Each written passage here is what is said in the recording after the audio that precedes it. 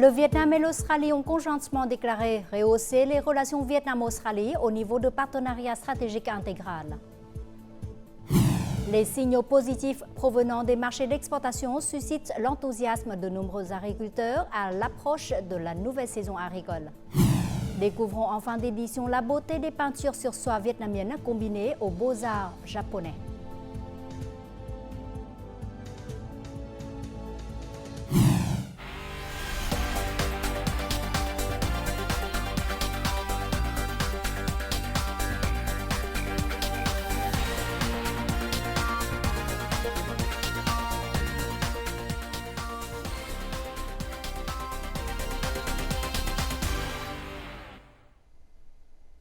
Bonjour à tous, merci d'être avec nous dans cette nouvelle édition du Journal francophone. Ce jeudi matin à Canberra, le Premier ministre australien Anthony Albanese a présidé la cérémonie d'accueil en l'honneur de son homologue vietnamien Phạm Minh Chính en visite officielle dans ce pays du 7 au 9 mars. Les deux dirigeants ont exprimé leur satisfaction quant au développement des relations d'amitié et du partenariat stratégique entre les deux pays. Anthony Albanese a souligné l'importance de cette première visite officielle du Premier ministre Phạm Minh Chính, qui représente une étape significative dans les relations entre les deux pays. Après plus de 50 ans d'établissement de relations diplomatiques,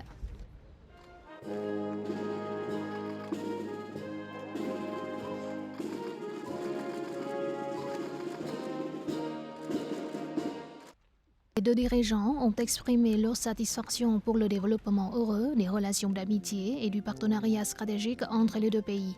Ils ont convenu de porter leurs relations au niveau d'un partenariat stratégique intégral. Ils ont discuté et sont parvenus à travailler conjointement à la mise en œuvre de 6 orientations majeures afin de renforcer leur coopération dans tous les domaines. Premièrement, une confiance politique et diplomatique plus élevée et plus stratégique. Deuxièmement, une coopération économique, commerciale et d'investissement plus inclusive, substantielle et efficace, en tirant profit du potentiel des deux économies hautement complémentaires. Troisièmement, il est crucial de stimuler la collaboration scientifique et technologique, l'innovation et la transformation numérique et verte. Quatrièmement, la collaboration dans les domaines de la culture, de l'éducation, de l'environnement et de la réponse au changement climatique. Cinquièmement, les échanges entre les deux peuples et les liens intergénérationnels sont plus ouverts et sincères. Et sixièmement, il est nécessaire de comprendre et de partager davantage en matière de défense et de sécurité nationale. À cette occasion, les deux premiers ministres ont assisté à la signature et à la remise de 11 documents de coopération entre les deux pays.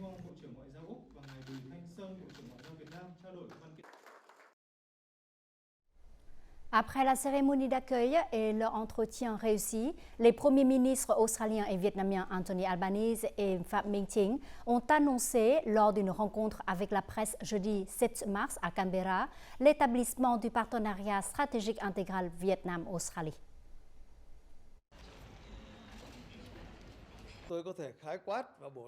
Au cours de l'entretien d'aujourd'hui, le Premier ministre australien et moi-même, au nom des deux gouvernements, avons annoncé l'élévation des relations Vietnam-Australie au niveau d'un partenariat stratégique global. Cette relation de coopération contribuera au renforcement et à l'approfondissement des relations bilatérales, répondant aux aspirations communes des deux peuples en matière de paix, de coopération et de développement dans la région et dans le monde.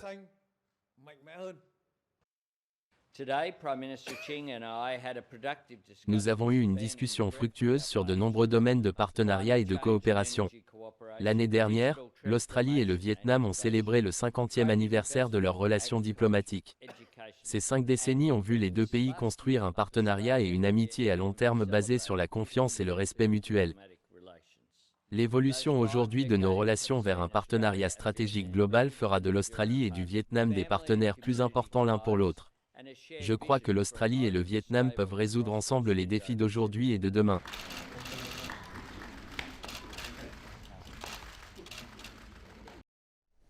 La deuxième conférence nationale sur la mise en œuvre des lois et des résolutions de la 6e session et de la 5e session extraordinaire de la 15e Assemblée nationale a eu lieu le 7 mars, à la fois en présentiel et en ligne, réunissant les 63 provinces et grandes villes du pays.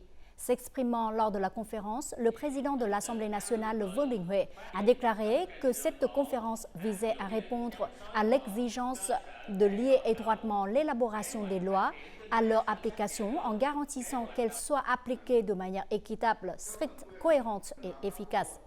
Lors de la 6e session et de la 5e session extraordinaire, l'Assemblée nationale a adopté 9 lois et 11 résolutions importantes ayant des répercussions étendues sur la société et les politiques macroéconomiques du pays.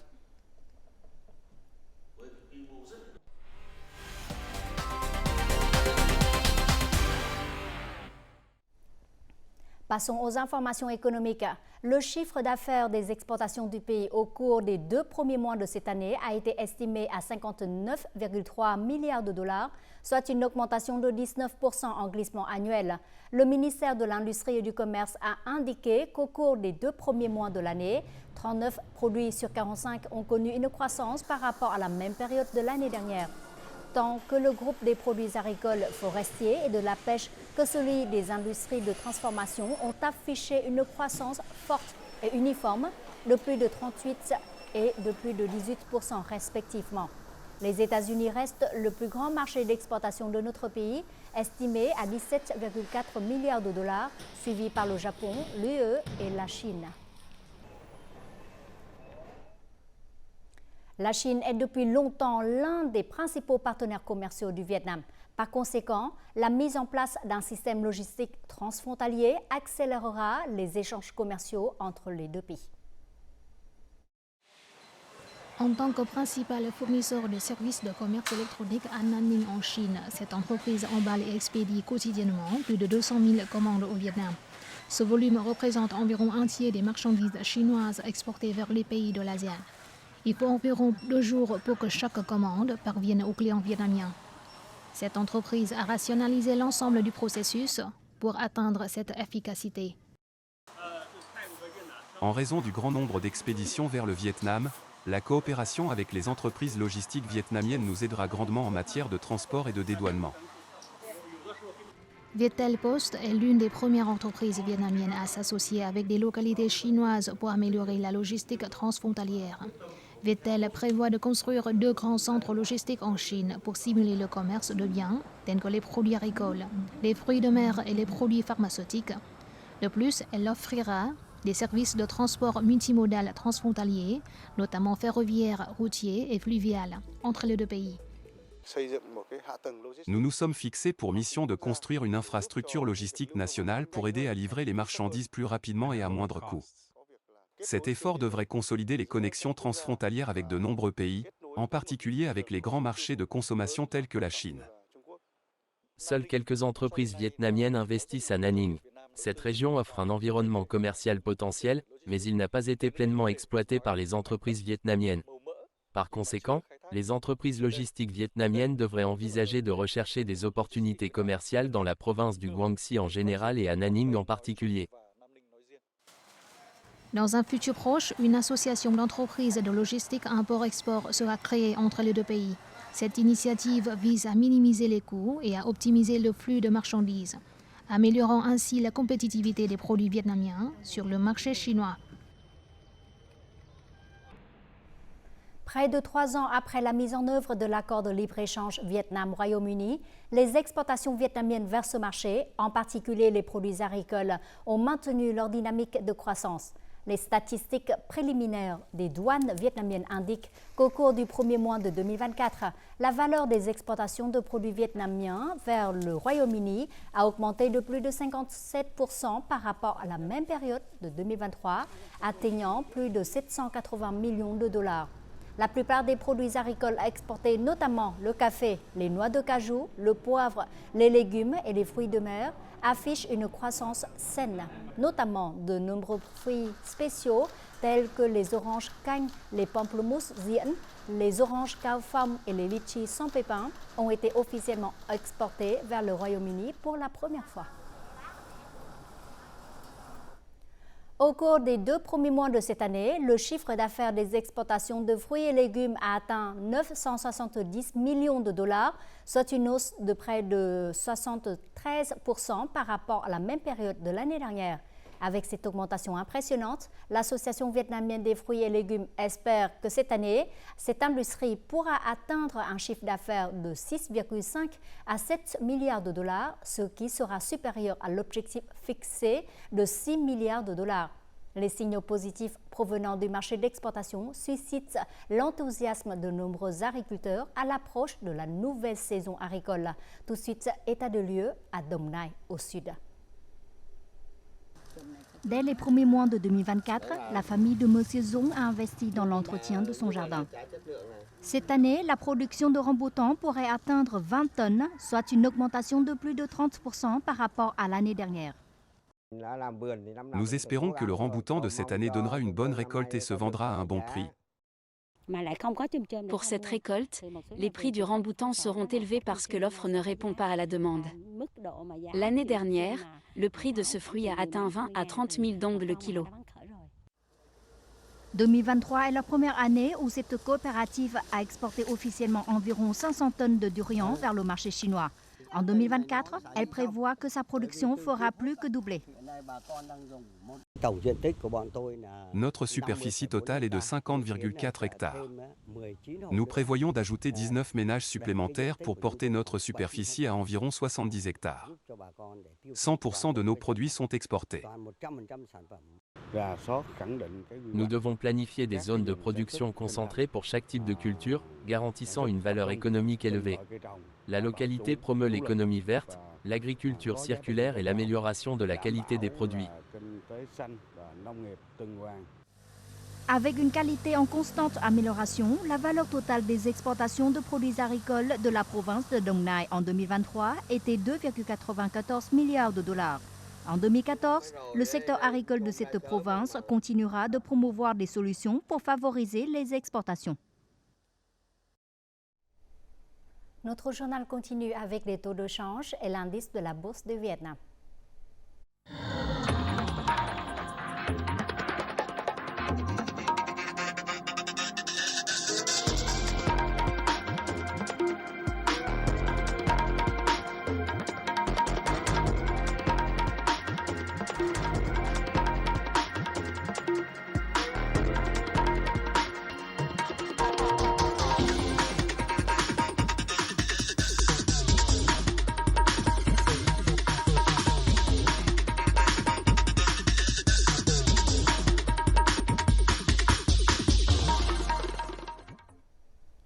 Bonne nouvelle pour le secteur touristique.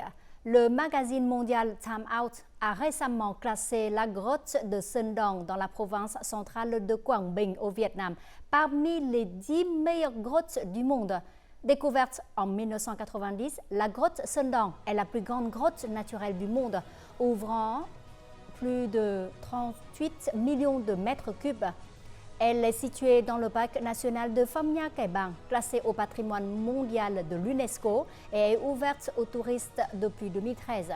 Sơn Đông est l'une des 3 représentantes asiatiques de cette liste, les 2 autres étant la grotte de flûte de Rosso en Chine et les grottes de Pau au Laos. Du 5 au 26 mars à Hanoï et Da Nang, des dizaines de milliers de travailleurs de 53 provinces et villes participent à l'examen de sélection pour le système de permis d'emploi EPS en République de Corée.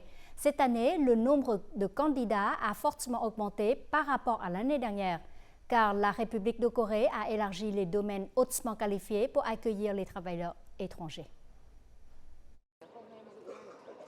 Thanh Hóa, Nghệ An et Hà Tĩnh sont les 3 provinces avec le plus grand nombre de candidats passant le test de compétences en coréen pour le programme EPS. Ces 3 provinces avaient été confrontées à des suspensions de migration de main-d'œuvre vers la République de Corée au cours des années précédentes. Nous respecterons la loi pour éviter de nous voir interdire l'entrée en Corée comme les années précédentes. Mon objectif est d'obtenir un revenu stable afin de pouvoir créer une entreprise dans le pays. En 10 ans, le Vietnam a envoyé environ 127 000 travailleurs en République de Corée. Ce pays est l'un des marchés les plus attractifs pour les travailleurs vietnamiens. Pour répondre à la demande croissante de main-d'œuvre en 2024, nous prévoyons d'ouvrir davantage de sites de test afin que les candidats n'aient pas à parcourir de longues distances. Nous recruterons également davantage d'agriculteurs issus des districts pauvres ainsi que des ouvriers qualifiés en soudage et en fabrication de moules. Une fois de retour au Vietnam, les travailleurs peuvent participer à notre programme pour entrer en contact avec des entreprises sud-coréennes présentes dans le pays. Pour éviter de tricher aux examens, le Centre pour le travail à l'étranger a pris des photos et collecté des empreintes digitales des travailleurs. Avant de passer l'examen, les candidats doivent créer un compte d'identité électronique sur l'application VNeID pour effectuer les démarches et passer des tests à choix multiples sur l'ordinateur. L'examen est organisé avec transparence et équité. Les informations sont diffusées par les services du travail, des invalides et des affaires sociales des 63 localités. Le ministère sud-coréen de l'Emploi et du Travail a accepté de reprendre le recrutement dans les provinces centrales d'où provient la majorité de la main-d'œuvre illégale en République de Corée. C'est pourquoi le nombre de candidats de cette région est beaucoup plus élevé que les années précédentes. Dans le cadre du programme EBS, les entreprises sud-coréennes sélectionnent leurs employés de manière aléatoire via des profils en ligne. Par conséquent, les autorités locales recommandent aux candidats de maintenir leur travail habituel pour éviter de perdre du temps après avoir soumis leurs documents. Outre cet examen, il existe également des examens de recrutement pour les secteurs de l'agriculture, de la construction navale, de la soudure et du moulage. Le Vietnam compte actuellement environ 200 000 hectares de forêts de mangroves s'étendant de la province de Mong Cái au cap Cà Mau. Malgré les catastrophes naturelles et la pollution de l'environnement, ces zones ne cessent de croître. Dans la province de Quảng Ninh, qui possède la plus grande superficie de mangroves de la région du Nord, au cours de la dernière décennie, ces forêts sont gérées et protégées par les habitants, ce qui apporte de grands avantages à la communauté. Dans la commune de Dom Rui du district de Tiên Yên, chaque fois que la marée descend, Madame Vinh va ramasser les escargots. Au cours des 12 dernières années, la vie de sa famille et celle de nombreux foyers ici ont beaucoup changé. En appliquant des méthodes de pêche durables, ils peuvent ramener entre quelques centaines de milliers, voire millions de dong par jour. Je ne récolte que les gros escargots et non les petits pour qu'ils continuent de grandir. Il y a 12 ans, cette zone était un marécage où les gens faisaient de l'aquaculture. Cependant, grâce au mouvement de plantation de mangroves, elle est devenue la vaste forêt qu'elle est aujourd'hui. Nous avons appelé les habitants à protéger la forêt de mangroves.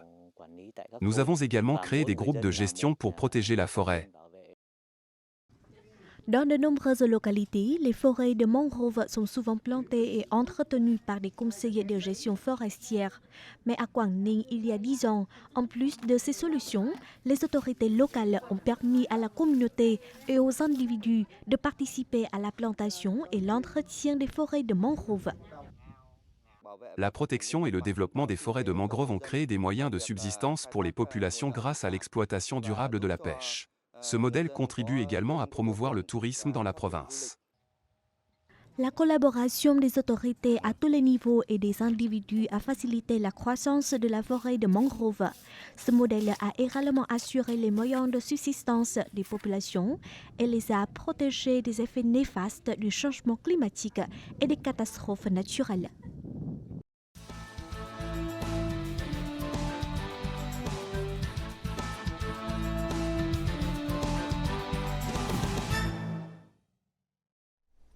Contempler la beauté des peintures sur soie vietnamiennes, combinées aux beaux-arts japonais, ou admirer les animaux anthropomorphes des peintures folkloriques de Dong Ho.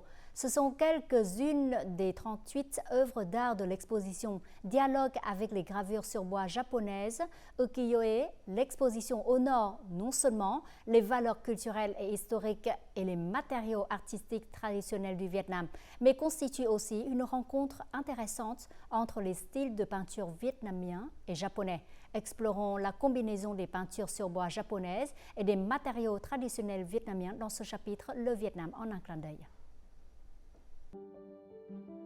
Inspirée par les illustrations des gravures sur bois ukiyo-e, l'œuvre La fille cueille des fraises de l'artiste Chen Thị Hội raconte l'histoire de l'impératrice Yi Lan, une femme réputée pour son talent et sa beauté. La peinture utilise des matériaux vietnamiens familiers tels que la soie et le papier zor, mais apporte néanmoins une sensation nouvelle grâce à la combinaison harmonieuse avec l'art japonais. J'utilise le style et la technique de la sculpture sur bois, mais je pense sur des matériaux traditionnels vietnamiens, racontant l'histoire culturelle vietnamienne. Dans mon travail, j'utilise des motifs de la période Lý Ê Trần pour les intégrer dans mes peintures. J'aime les caractéristiques des peintures d'art où les femmes sont souvent dessinées avec de grands visages, de longs cous et de longs corps. C'est pourquoi dans mes peintures, je dessine des femmes avec de longs cous, de petits yeux, des bouches en forme de cœur et des sourcils épais. Les lignes nettes mais douces sont les mêmes caractéristiques des peintures ukiyo-e. Inspiré par la peinture japonaise, Tuệ Thư a choisi d'appliquer deux techniques typiques, la sculpture sur bois et l'impression par transfert de couleurs. Ses collègues et elle ont créé une œuvre avec un modèle de gravure sur bois intitulé « Janvier sans fin », représentant un monde de plaisir pour les humains et les animaux. À première vue, l'œuvre ressemble à une auberge de style japonais. Mais en regardant attentivement, les spectateurs se rendront compte que les personnages principaux de l'œuvre sont des animaux qui apparaissent dans les peintures de Dong Ho.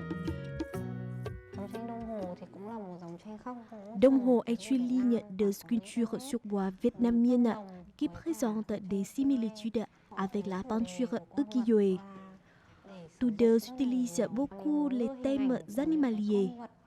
Les actions des animaux sont un peu empruntées à la ligne de peinture ukiyo-e, comme les poulets qui dessinent des calligraphies et les animaux qui sont assis à une table chauffée. Les animaux dans la peinture Dong Ho apprécient les plaisirs humains dans la ligne de peinture ukiyo-e. Lors de l'exposition Dialogue avec les gravures sur bois japonaises, ukiyo-e, les spectateurs ont découvert des peintures vietnamiennes classiques, recréées sous un nouvel objectif. Inspiré du tableau japonais Mariage du renard, le tableau Mariage de la souris du Vietnam a été redessiné sur papier avec les couleurs typiques de la ligne de peinture ukiyo-e. Ces œuvres qui marquent le mélange culturel entre le Vietnam et le Japon sont le résultat d'un travail du groupe d'artistes du projet de tradition en tradition pour préserver et promouvoir la beauté des peintures folkloriques dans la vie contemporaine.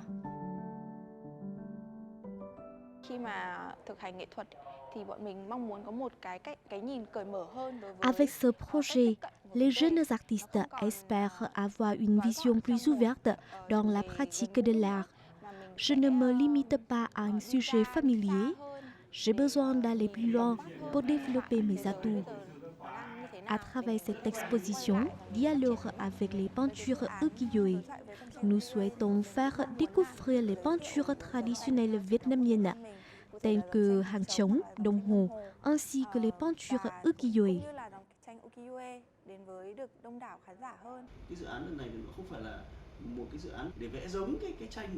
Le projet de tradition en tradition est l'occasion pour les deux arts de dialoguer. Les pensées et les aspirations des jeunes s'expriment à travers des matériaux artistiques traditionnels vietnamiens, tels que la soie, la laque ou le papier zor, mais affichés sous des formes modernes. Présentée au Temple de la littérature, l'exposition a attiré l'attention de nombreux visiteurs, dont des touristes internationaux. Ils ont exprimé leur intérêt et leurs impressions face à cette rencontre intéressante entre la peinture vietnamienne et japonaise.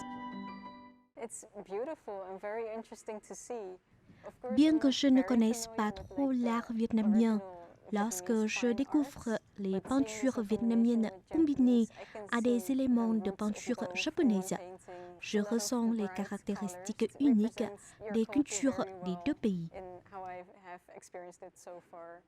Je suis très impressionnée par les ouvrages. Lorsque les œuvres vietnamiennes sont combinées au style japonais, elles donnent de nombreuses peintures tout à fait uniques. L'exposition Dialogue avec les gravures sur bois japonaises ukiyo-e démontre les efforts visant à apprendre et à préserver les valeurs culturelles traditionnelles de la nation. Les activités comme celle-ci aident les jeunes artistes à continuer de contribuer à l'industrie de la peinture du pays et favorisent les échanges culturels entre le Vietnam et les autres pays du monde. Voici les prévisions météo dans les principales villes du Vietnam.